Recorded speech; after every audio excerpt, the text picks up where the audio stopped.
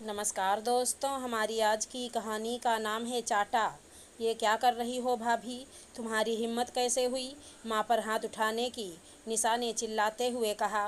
जैसे तुम्हारी माँ की हिम्मत हुई मेरी बेटी पर हाथ उठाने की। शुक्र मनाओ कि तुम घर पर नहीं थी, वरना आज तुम दोनों को मैं ऐसा सबक सिखाती कि सपने में भी डर कर उठ जाती। रिंकी ने कहा। रुको भाभी, आ जाने दो भैया को, वहीं तुम्हें बताएंगे, निशा ने कहा। उसके बाद निशा के भैया रंजीत के आने के बाद निशा उससे कहती है, भैया आज भाभी ने माँ पर हाथ उठाया और वजह क्या थी ये सुनकर तुम हैरान हो जाओगे। क्या ये क्या कह रही हो तुम निशा? रंजीत ने चौंक कर कहा। हाँ बेटा, गुड़िया छत पर थी मेरे साथ, तो वो बहुत शरारतें कर रही थी। मैं उसे कितना रोक रही थी पर वो मान ही नहीं रही थी।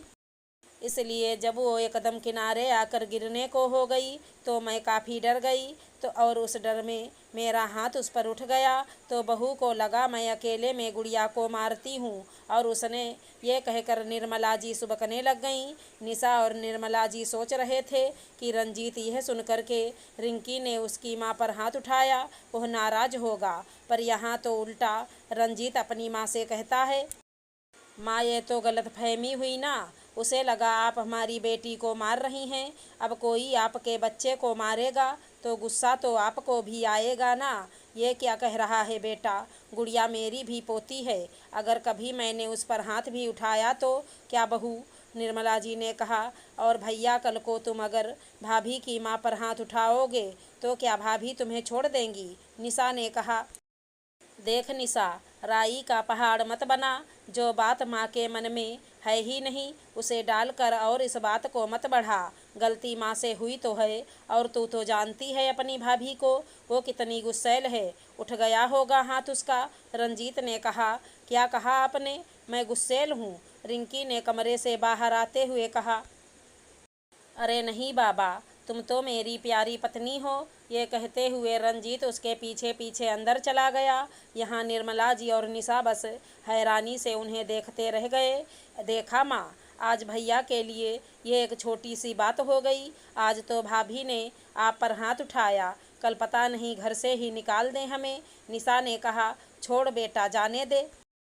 हम और कर भी क्या सकते हैं? जब खुद का ही सिक्का खोटा हो तो दूसरों को क्यों इल्ज़ाम देना? निर्मला जी ने अपने आंसू पोंछते हुए कहा। माँ आप चिंता मत कीजिए, मैं आपको इस जिल्लत से छुटकारा दिलाऊंगी, निशा ने कहा। वाह, तो यहाँ माँ बेटी मेरे खिलाफ षड्यंत्र रच रही हैं, रिंकी ने कहा। भाभी, आपके खिलाफ हम क्या षड्यंत्र रचेंगे? जो खुद षड्यंत्रों की महारानी हो उससे हम क्या ही खेल खेल लेंगे, निशा ने कहा। बहुत ज़्यादा जुबान चलने लगी है आजकल तुम्हारी। जल्दी से तुम्हें इस घर से भगाना पड़ेगा। आज ही कहती हूँ तुम्हारे भैया से कि तुम्हारे लिए रिश्ता ढूंढें, कोई भी लंगड़ा अंधा पकड़ कर लाएं और तुझे ब्याह दें। रिंकी ने कहा। मेरी चिंता करने की आप दोनों को ज़रूरत नहीं, मैं अपना खुद देख लूँगी, निशा ने गुस्सा होकर कहा। अच्छा, आज तक तो तेरे भैया ही पाल रहे थे तुझे, फिर अब कहाँ से खुद को देख लेगी? कोई धंधा शुरू किया है क्या? रिंकी ने कहा। भाभी चुप हो जाओ, वरना निशा चिल्लाते हुए कहती है। वरना क्या मनहूस, तेरी इतनी मजाल जो तू मुझ पर चिल्लाए। ये कहते हुए रिंकी निशा को एक चाटा लगा देती है और फिर कहती है, अगले 1 महीने में जो तेरी शादी ना करवाई तो मेरा नाम बदल देना। बहुत महंगा पड़ेगा तुझे मुझसे पंगा लेना, रिंकी ने आंखें बड़ी बड़ी करके कहा। रिंकी ये कहकर चली जाती है और इधर निर्मला जी निशा को पकड़कर रोने लगती हैं और कहती हैं, क्या ज़रूरत थी बेटा इस डायन से उलझने की? अब पता नहीं किसके साथ तेरा रिश्ता तय कर देगी। और जैसे यह कहकर गई है ना, मुझे बड़ा डर लग रहा है, क्योंकि 1 महीने में कोई अच्छा लड़का तो मिलेगा नहीं। माँ आप चिंता मत कीजिए, वो मेरा कुछ बिगाड़ नहीं पाएंगी, निशा ने कहा। उसके बाद एक दिन निशा कॉलेज से वापस आती है तो देखती है घर पर काफ़ी लोग हैं। उसके अंदर आते ही रिंकी उसे अंदर ले जाती है और कहती है, तैयार होकर जल्दी से बाहर आ जा, रिश्ता आया है तेरे लिए। ये कहकर वो बाहर चली जाती है। तभी निर्मला जी अंदर आकर कहती हैं, देख कहा था ना तुझसे, इससे मत उलझ। देख, एक बूढ़े को लेकर आई है तेरे लिए, और वो नालायक तेरा भाई भी उसकी हाँ में हाँ मिला रहा है। एक काम कर, तू अपने कपड़े समेट और अभी निकल जा यहाँ से।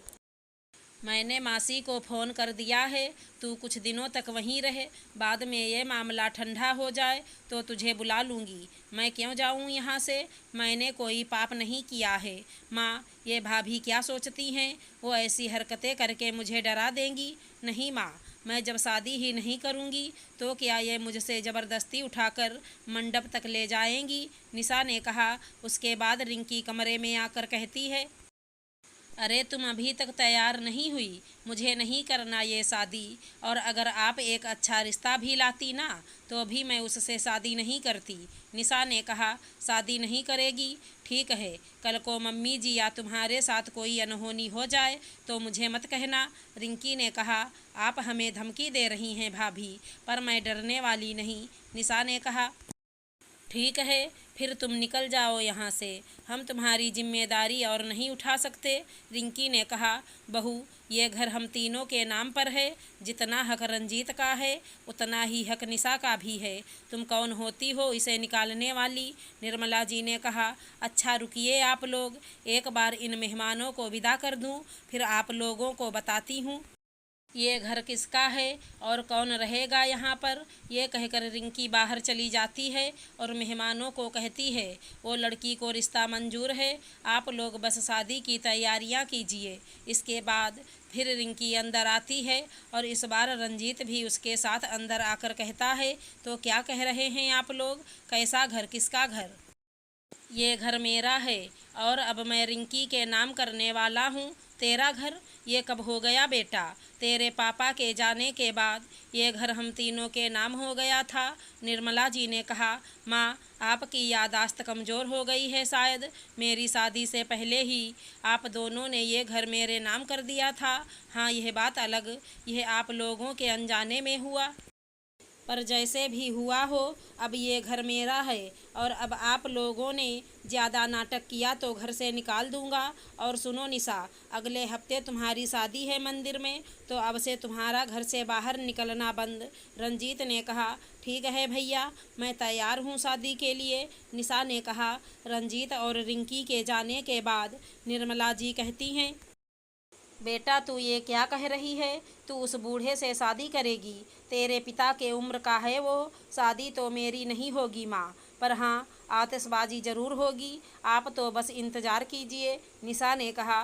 फिर शादी के पहले वाले दिन रिंकी निशा से कहती है, सुनो निशा, कल हमें सुबह जल्दी निकलना है मंदिर के लिए, और मम्मी जी, आपको कहीं जाने की ज़रूरत नहीं, निशा को वहीं से विदा कर देंगे। ये उसकी सज़ा है। मुझसे उलझने का अंजाम उसे अब पता चलेगा। जहाँ निर्मला जी का रो रो कर बुरा हाल हो रहा था, वहीं निशा बिल्कुल खामोश थी। निर्मला जी के 1000 कहने पर भी वो इस शादी के लिए राजी थी। शायद मेरे बारे में सोचकर ये कदम उठाने जा रही है, निर्मला जी ने सोचा। सुबह जब सभी तैयारी कर रहे थे निकलने की, कि तभी दरवाजे पर पुलिस आ जाती है। पुलिस को देखकर रिंकी और रंजीत चौंक जाते हैं और उनसे पूछते हैं, क्या हुआ सर, क्या बात है? हमें तो यहाँ आना ही था, वो हमें आर्डर जो मिला था। पुलिस ने कहा, लगता है निशा ने इन्हें यहाँ बुलाया है, कहीं उससे हमारी कंप्लेंट तो नहीं कर दी ना?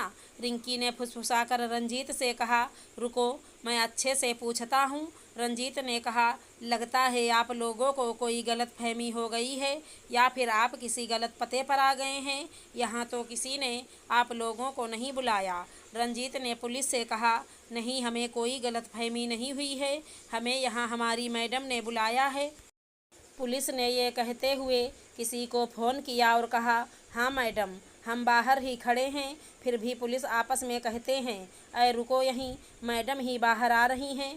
फिर निशा आती है पुलिस के पोशाक में बाहर, उसके साथ उसकी माँ भी होती है, और उसके बाहर आते ही वो सारी पुलिस उसे सैल्यूट मार कर कहते हैं, मैडम किसे पकड़ना है इन्हें?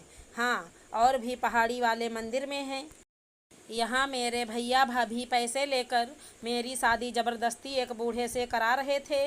वो अपने अत्याचार में ये भी भूल गए कि उनकी बहन आईपीएस की तैयारी कब से कर रही थी। मैं तो उस दिन ही ये खबर सबको बताने वाली थी, पर भाभी को माँ पर हाथ उठाते देखा तो चुप हो गई। दिनों दिन इनके जुल्म सिर्फ इसलिए बर्दाश्त करती रही ताकि यह दिन इनको दिखा सकूं। और भैया भाभी, आप लोगों के चेहरे की रंगत क्यों उड़ गई है। भाभी मुझे सबक नहीं सिखाएंगी। और भैया, मेरे और माँ से जाली दस्तखत कर घर अपने नाम तो कर लिया, पर अफसोस अब उस घर में आप रह नहीं पाएंगे। अब तो आप लोगों को आपकी असली जगह मैं दिखाऊंगी, ताकि सभी को पता चले कि एक आईपीएस ऑफिसर के भैया भाभी कितने बड़े फ्रॉड हैं।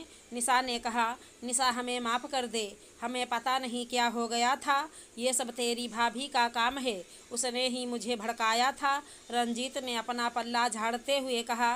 तभी निर्मला जी रंजीत को एक चाटा मारते हुए कहती हैं, चुप कर नालायक, आज बहन अफसर बन गई तो पत्नी खराब हो गई। कल पत्नी के आगे बहन और माँ खराब थी। क्या तू कोई बच्चा है जो कोई भी तुझे भड़का देता है। जा अब जेल में, जहाँ तुझे भड़काने वालों की कमी नहीं होगी और मारने वालों की भी। फिर निर्मला जी रिंकी को भी एक चाटा लगाकर कहती हैं, उस दिन तेरी बेटी को मारा था तो तूने मुझे मारा था ना। आज मेरी बेटी ने तुझे वो चाटा मारा जिसकी गूंज शायद ही तू कभी भूल पाएगी। फिर पुलिस रंजीत और रिंकी को ले जाते हैं और इधर निशा और निर्मला जी गले मिलकर रोने लगती हैं। अगर हमारी कहानी पसंद आई हो तो चैनल को लाइक शेयर सब्सक्राइब करें। राधे राधे दोस्तों।